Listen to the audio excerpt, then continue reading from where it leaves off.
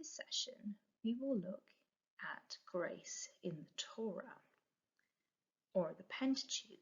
The Torah and the Pentateuch are the same thing and refer to the first 5 books of the Bible. So in this session, we will begin by looking at the canonization of the Torah, or Pentateuch, looking at when it was brought together as a collection. We'll then have a look at the contents of the Torah or Pentateuch, and from there we'll look at compositional hypotheses for how it came together. We will then look at some final form readings, how we read the texts in their final form and as a collection.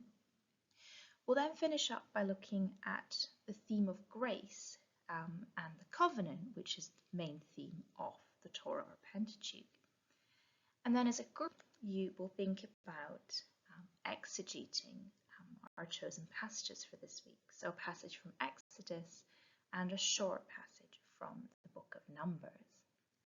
So beginning with the canonization of the Torah or Pentateuch, Herbert Ryle, in his book, The Canon of the Old Testament, proposed that the Old Testament canon developed in 3 stages. So there was the first canon, which was the Torah or Pentateuch, the second canon, which refers to the writings, and the third canon, which is the prophets. He proposes that when the Jews returned from exile in Babylon in 536 BC, the only scripture recognized by the people seems to have been the Deuteronomistic laws, that is, the first 5 books, the Torah or the Pentateuch. He appeals to the books of Ezra and Nehemiah to support this claim. So in Ezra 7:10, the text reads, "For Ezra had set his heart to the study of the law of the Lord, and to do it, and to teach the statutes and the ordinances in Israel." In Nehemiah 8:2, the text reads, "Accordingly, the priest Ezra brought the law before the assembly, both men and women, and all who could hear with understanding." So the books of Ezra and Nehemiah were written as the Jews were returning to Jerusalem, as the temple was being rebuilt, and Herbert Ryle proposes that during this time Ezra was reading the law to people. So Ryle concludes that the law thus acknowledged by the peoples as sacred and accepted as binding was substantially the same as our Pentateuch, is generally admitted, with exceptions of a few possible later insertions and of minor alterations due to an occasional revision of the text. The Torah has probably descended to us very little changed.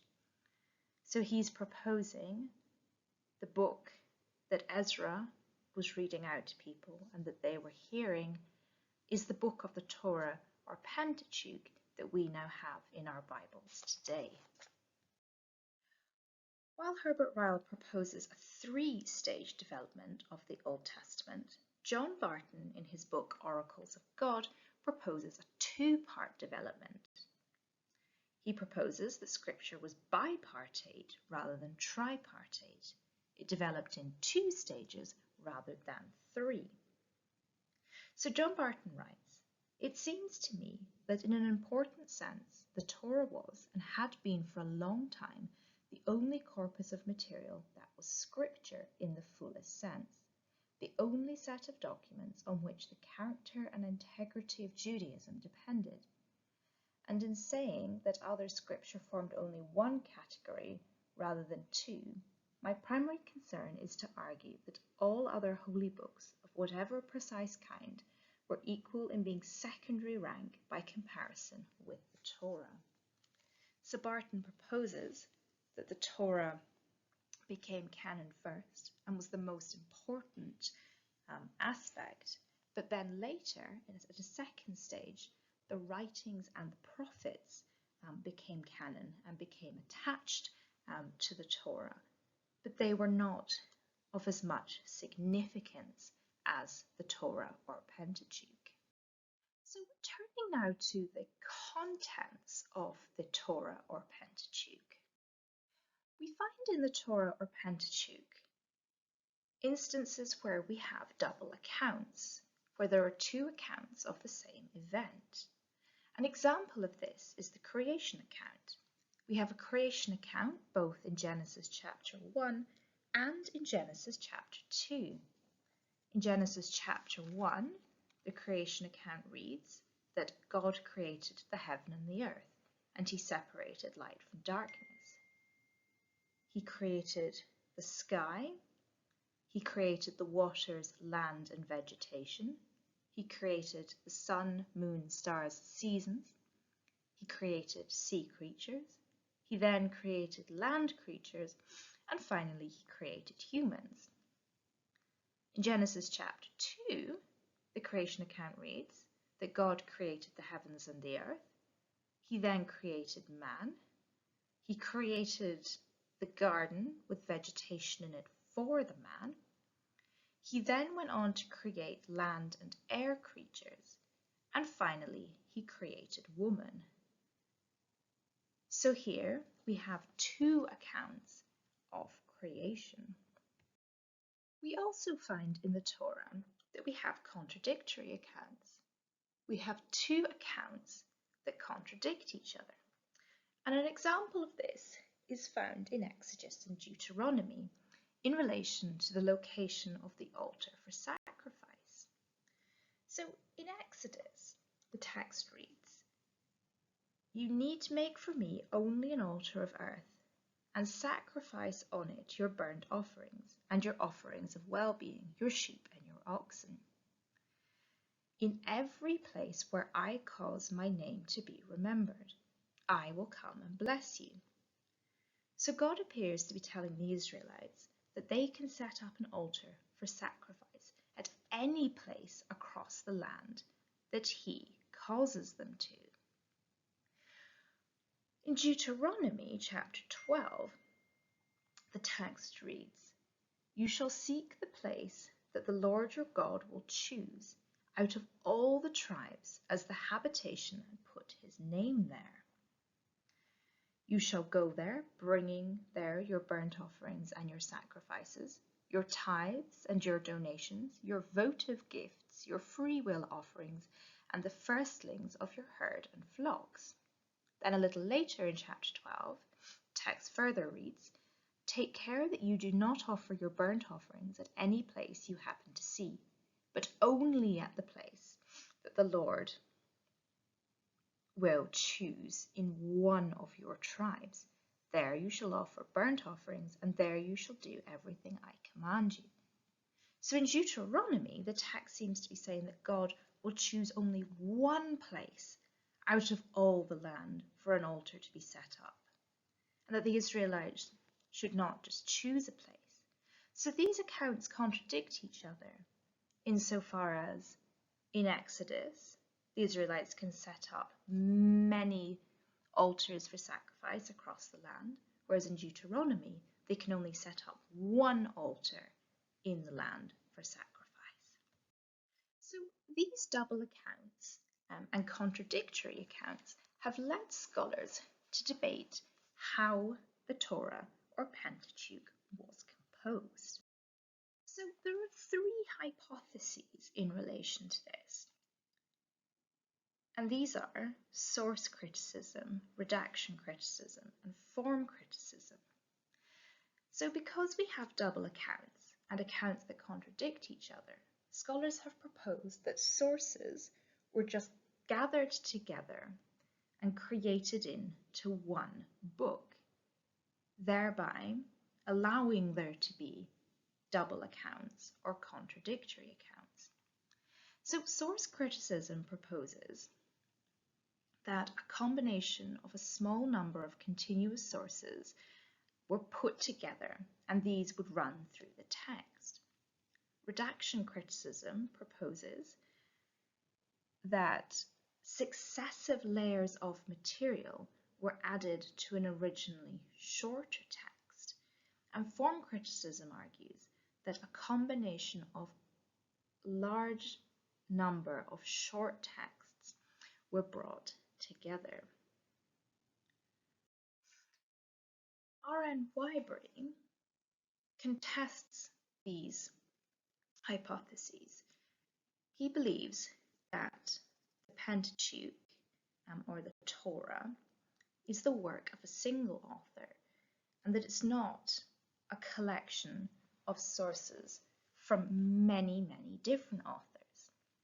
So in his book, The Making of the Pentateuch, Whybray proposes that the single author of the Torah or Pentateuch implied written and oral sources and also employed their imagination.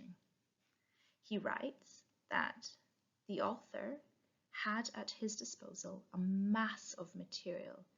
He radically reworked this material, probably with substantial additions of his own invention, making no attempt to produce a smooth narrative free from inconsistencies, contradictions, and unevenness.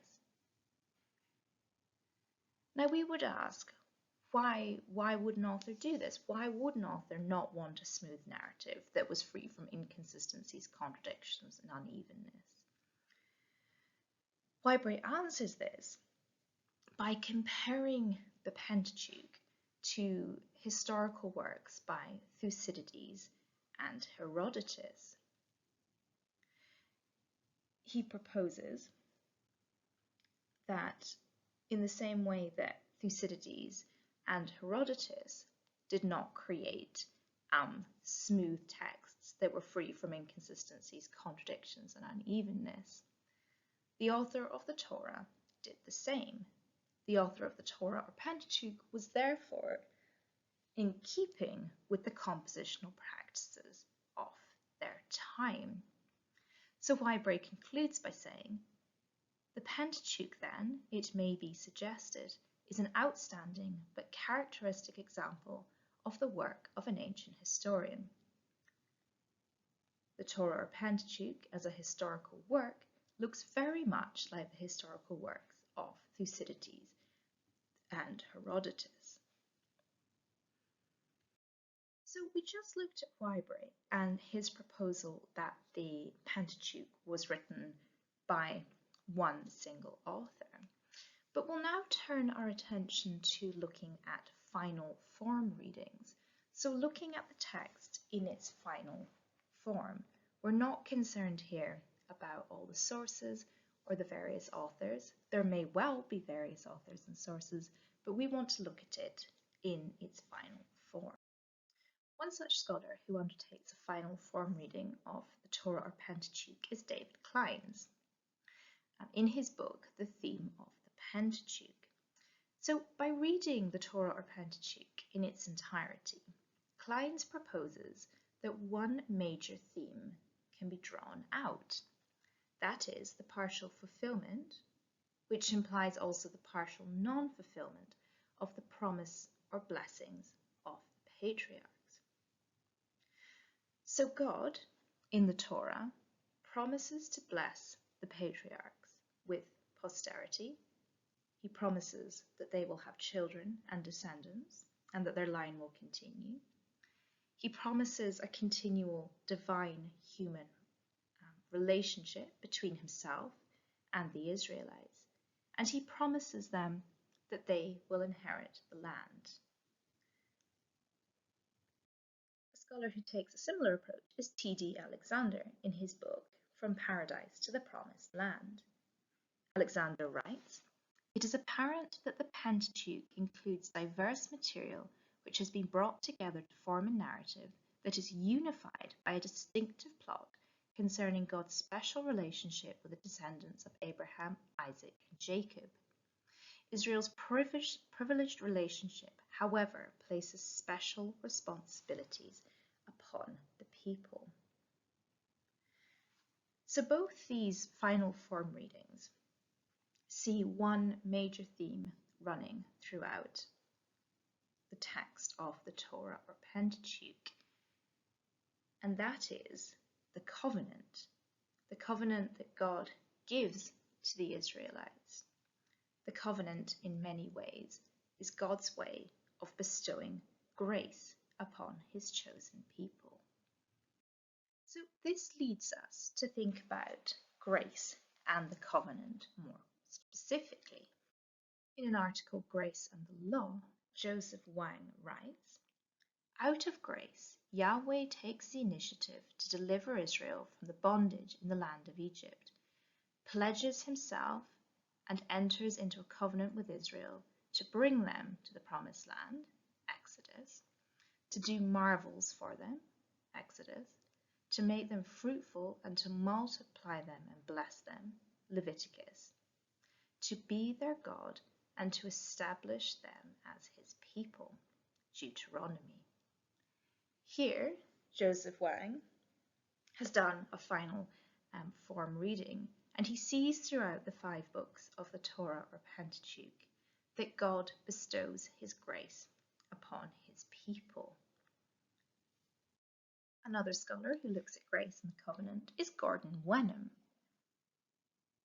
Gordon Wenham writes, "The covenants are acts of divine grace. They are arrangements initiated by God out of his spontaneous mercy, not because of the deserts of those with whom the covenants are made. This is especially clear in the case of the Abrahamic and Davidic covenants."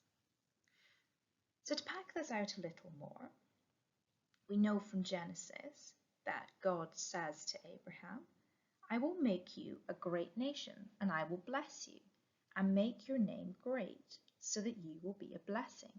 I will bless those who bless you, and the one who curses you I will curse, and in you all the families of the earth shall be blessed."